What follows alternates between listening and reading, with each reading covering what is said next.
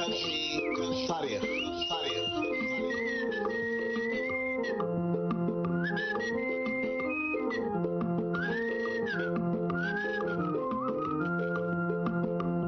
سلام كبران تخاتلتي مدب كبح تاريخ كم يكنيكم أبز حلف كابتا وعلو تقادلتي شحنت شعات 284 اتبل بكولونيل جبر اكزابير محاري أبكلت شن 10 زيت صحفت مصحفو دحري مدمساس وقعو الزبل بسفي حودا سيستم من بارنا زذكريو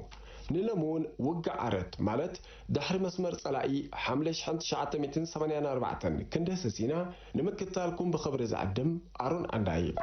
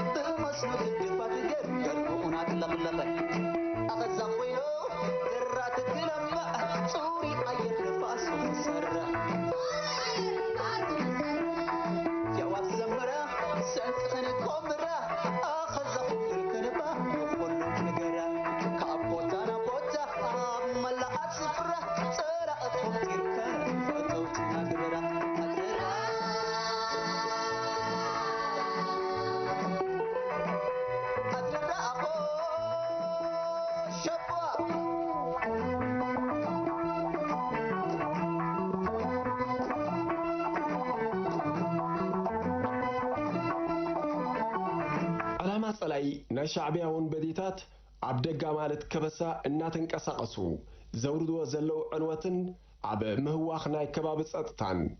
وحسنت سلام نمرغغاتيو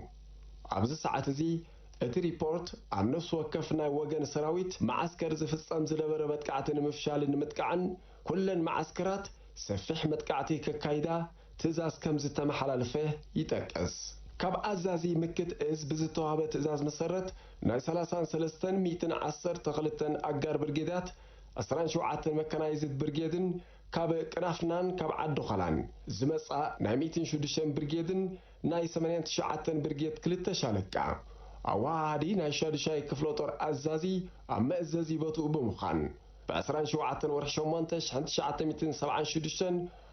حمشتش حنت شعات 284 موادي بوتا تقسي كارتا 4,016 نتوي براخي 3,519 فلوي سمو عبقوبو مسحل ناسات شعات معات من قسقاس قصيرم كابدك محارس تبقس الصلاي ناي 33 برجيت 333 شالكاتات 415 مدبنيا ميتي زباو سراويت بدمر 515 عامسة بزحزة بمختل أزازي برجيدن ناي بوليتيكا حلافن ينقساقسو كم زنبرو اتساندي تنقس صلاي ناما عداقا قودايتي ما عيني تنقساقسو نابدك محاري كم استمسن عبلعلي يخون عبلعلي تقادرتي زخونك سارا كم زي نبرن بتوساقي بوغن على قدن كبابين ون كم زتنقساقسي تنقس بوغن معرابون حيال من قسقاس كم زقبريو سنة صلاقي زتقس أور حاتمي أزيا كساب مسكرمش حنت شعات 284 عامة مرت راي أمانغو زباو سراويتن هزباو ملشان بحر وغن سراوي سرعة درق خابة كالق وغن 66 زاخلو وتادراو قطمات تخايدوم ኣብዚ ሓለፈ 5 ዓመታት ኣብ ድሕሪ መስመር ጸላኢ ዝካየድ ዝነበረ ናይ ንኣሽቱ ኣሃዱታት ግጥም ኣይነበረን። ኣብ ዘንዳ ሓርቦት 6 ኣዋርሕ ማለት ድሕሪ ምድምሳስ ውቃው እዝግን ከምቲ ኣብ ቀወምቲ ግንባራት ሰራዊት ደርግ ኣብ ሓደ ግጥም ንሓያሎ ኣማኢት ወታደራት ክሰራ ክወርዶ ዝተረኣየሉ ግዜ እዩ ነይሩ። ንኣብነት ካብ መነፈራን ቆሓይንን ተበጊሱ ብዓረዛ ኣቢሉ ናብ ማይ ድማ ንዝወፈረ ገዚፍ ሓይሊ ጸላኢ ብምምካት 140 ወታደራት ምዉታት 175 ውግኣት 40 ምሩኻት 101 ብረት ተሰሊቡ ብወታደራዊ ሃንደሳ ዝተቐብረ ነታዊ 3 ታንክታት ተሓምሺሸን ኣብ ውሽጠን ዝነበሩ ሓደ ሩስያውን ኣዛዚ ከቢድ ብረት ኢትዮጵያዊ መኮንን ሞይቶም ካብ ኣስመራ መንደፈራን ቆሓይንን ብ3 መኣዝን ዝወፈረ ጸላኢ ኣብ ወርሒ መስከረም 1984 ዓመተ ምህረት ኣብ ከባቢ ማይ ድማብ ዝተገብረ ውግእ ጸላኢ ልዕሊ 270 ሞታት 310 ውግኣት 160 ምሩኻት 33 ፎኩስ ብረትን 6 ናይ 82 ሚሊ ሞርታርን ተማሪኹ 1984 ዓመተ ምህረት ህዝባዊ ሚሊሻ ህዝባዊ ሰራዊት ተመክሮ ናይ ውግእ ደሊቡ ናብ ዝለዓለ ጫፍ ዝደየበሉ እዋን ነይሩ።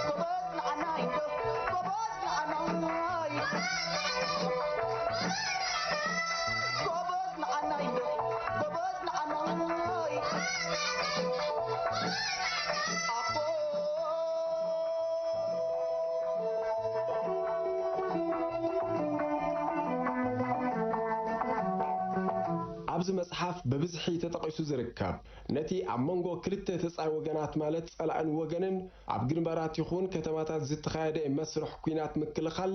መጥቃዕትን ጸረ መጥቃዕትን ዝምልከት ብሰፊሑ ተዘርዚሩ ይርከብ። ካብዚ ቀፂልና ብወገን ኣባላት ክፍለ ሰራዊት 16 ዝቐረበ ነቲ ካልእ ገጽ ናይቲ ኩናት ኣብ ድሕሪ መስመር ጸላኢ በቲ ሓደ ወገን ህዝባዊ ሰራዊት ምስ ህዝባዊ ሚሊሻን ወታደራዊ ስልያን ዝካየድ ስርሒት በቲ ካልእ ወገን ከዓ ሰራዊት ጸላኢ ምስ ሚሊሻ ስርናይን ወደገባን ብምዃን ዝካየድ ዝነበረ ጭርጭር ዓበደ ዝመስል ውዕሎ ከነዘንቱ እንዴ የማኖ ባለ ጃኬት በትብል አርእስቲ በአባላት በጦሎኒ ሓደ 916 ዝኾኑ ገብረ መስቀል ክብሮምን ገብረ እግዚአብሔርን بعلت أسران شومونتن تريش حنتش عتمتن تسعن حدن اتصحفت يام كباب عرت نبعل حدش عدي حالاي درعي سندن كالوتن عدتات زتر نفيوم ورحاتو ورحة حملة شحنتش عتمتن 84 سلز نبري كونتات ايروز حل برتع قرن جمن زيف اللي يخينو برخت بوتاتا زبزحو صعك حزب زلو بوتايوم እዚ ቦታ እዚ ዓዲ ስርናይን ስገምን ካልኦት ጥረታትን ዝበቕሎ ቦታ ንኽትነብረሉ ምችዩ ብተወሳኺ ዓረት ብፍላይ ምብራቃዊ ኣጻድፍ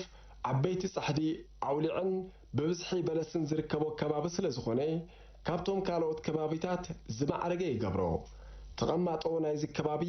መብዛሕትኦም ኣብ ክርስትና ሃይማኖት ዝኣምኑ እኳ እንትኾኑ ውሑዳት ኣመንቲ ምስልምና እውን ነይሮሞም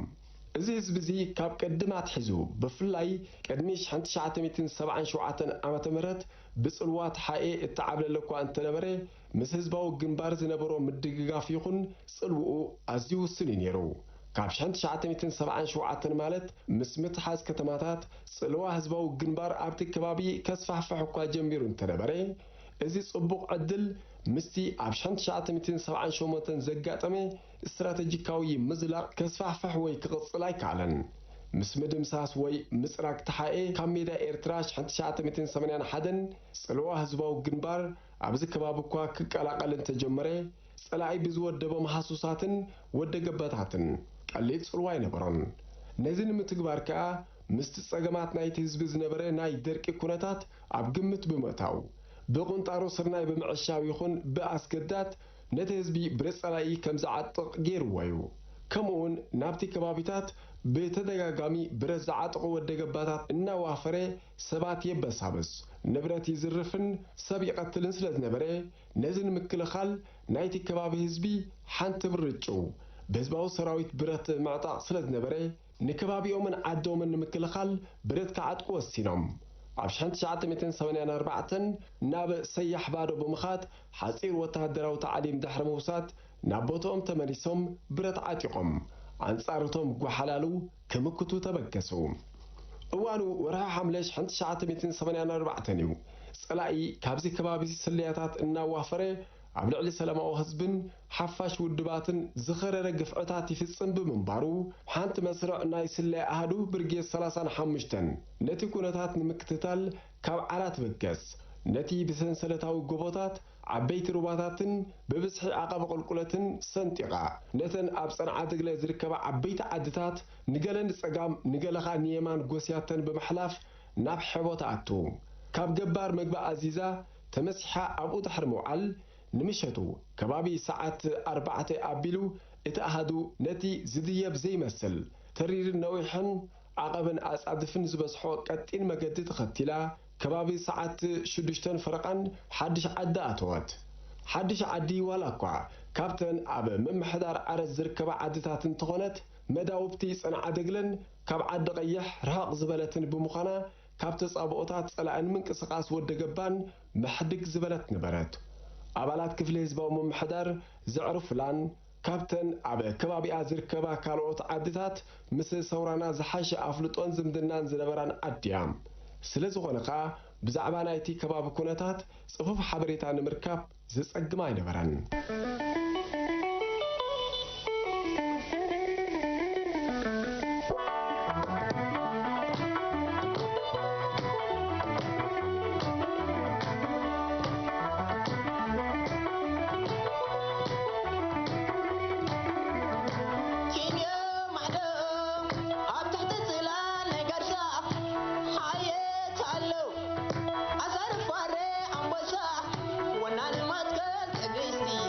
Now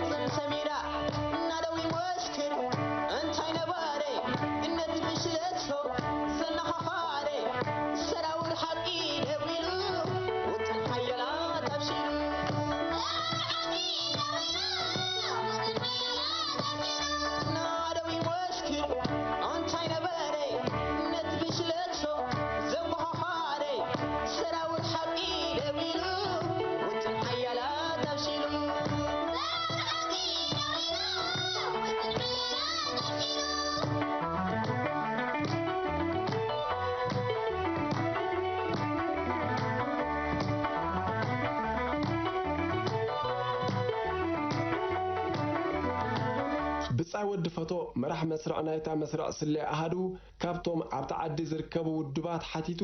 ከም ዘረጋገጾም ሓደስቲ ህዝባዊ ምልሻ ኣብቲ ቅንያት እቲ ተዓሊሞም ዝመጽኦ ጥቓት ካብ ሓላይ ንምብራቕ ውፅእ ኢልካ ዘሎ ታባታት ተጠርኒፎም ኣብኡ እናሓደሩ ምንቅስቓስ ወደ ገባይ ይከታተሉ ምህላዎም ኣረጋገጹ ከምኡ ናብቲ ቅንያት ወዶ ገባእ ልክዕ ተጋደልቲ ተመሲሎም ነጸለኦም ጠውዮም ጋምባለ ገይሮም ከምኡውን ሽዳ ብምልባስ ኣብ ህዝቢ ምድንጋራት እናፈጠሩ ይንቀሳቐሱ ምንባሮም ተወሳኺ መረጋገፂ ረኸቡ ጸላይ ኣብቲ እዋንቲ ኣብቲ ከባቢ ሓደሽቲ ዕጡቓት ህዝባዊ ምልሻ መጺኦም ከም ዘለውን ብሓባር ተጠርኒፎም ይሓድሩ ምህላዎምን ሓበሬታ ድሕሪ ምርካቡ ወዶ ገባእ ምልሻ ስርናይን ገለገለ ወታደራትን ኣሰኒዩ ሓይሉ ኣጠናኺሩ ነዚ እተጠቕሰ ሓይሊ ህዝባዊ ምልሻ ህዝባዊ ግንባር ንምድምሳስ ኣዋፈሮም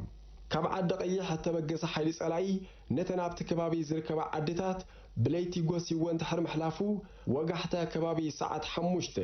ኣብ ሰምዲ ኣትዩ